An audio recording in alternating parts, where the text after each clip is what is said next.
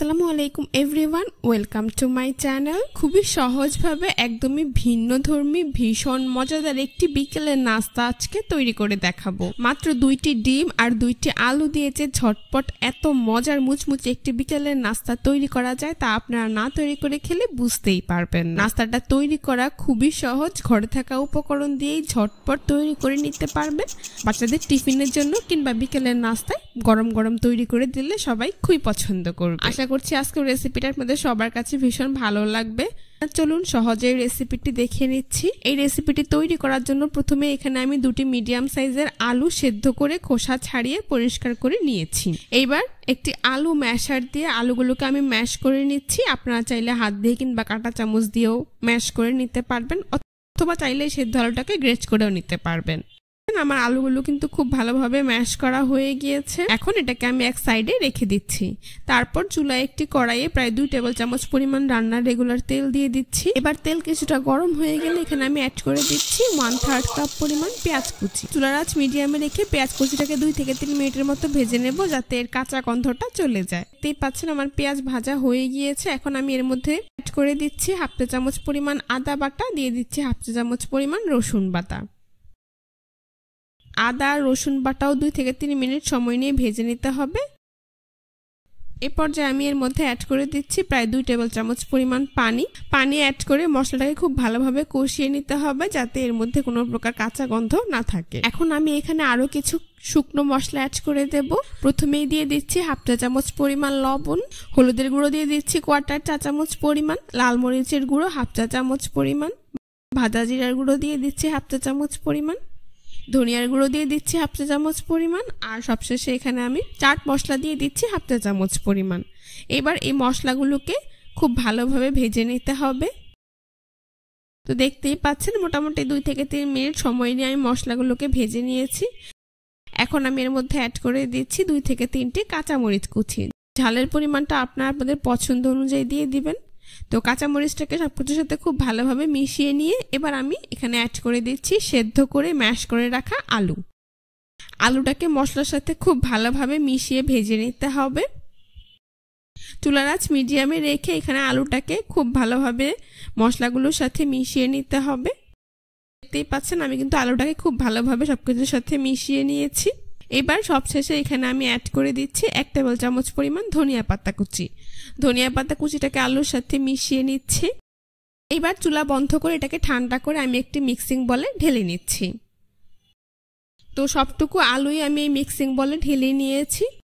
তারপর এখানে আমি নিয়ে নিচ্ছি 2টি সেদ্ধ ডিমগুলোকে আমি আগেই সেদ্ধ করে খোসা ছাড়িয়ে পরিষ্কার করে নিয়েছি। এইবার একটি গ্রেটার দিয়ে ডিমগুলোকে আমি গ্রেট করে নেব।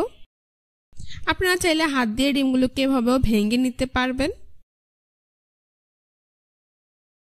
তো 2টি ডিমই আমার গ্রেট করা হয়ে গিয়েছে। এবার আলুটাকে ডিমের সাথে খুব ভালোভাবে মিশিয়ে নিচ্ছি।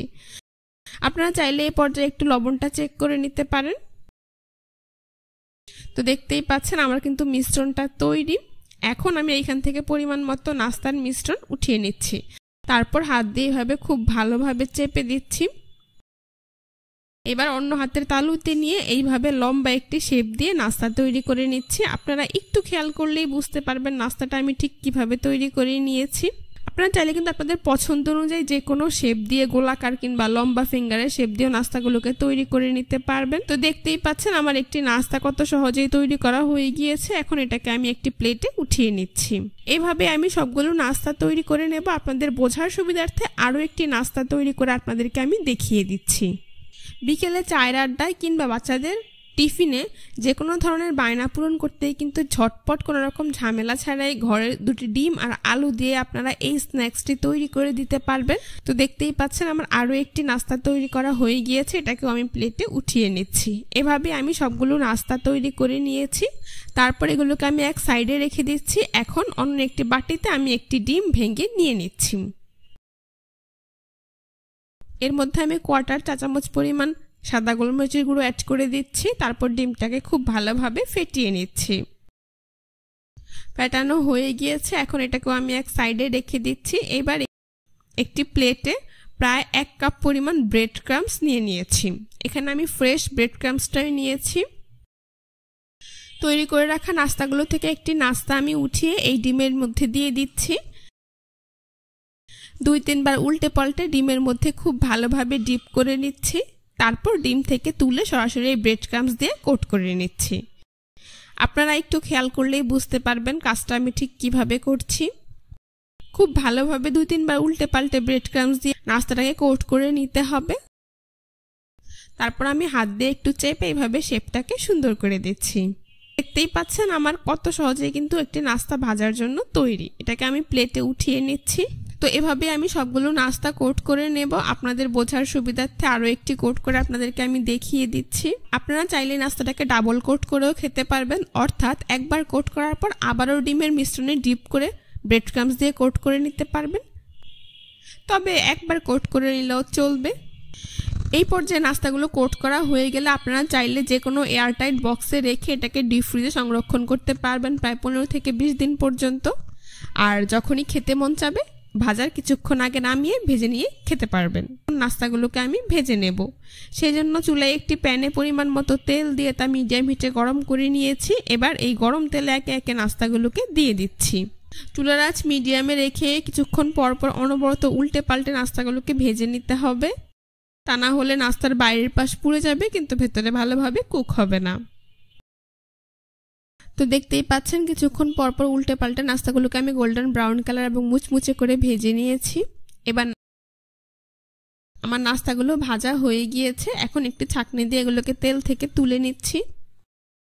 খুব ভালো করে তেল ঝরিয়ে একটি নাস্তার প্লেটে কিচেন টিস্যুর উপর উঠিয়ে নিচ্ছি। এতে করে অতিরিক্ত তেলটা কিচেন টিস্যুতে অ্যাবজর্ব হয়ে যাবে।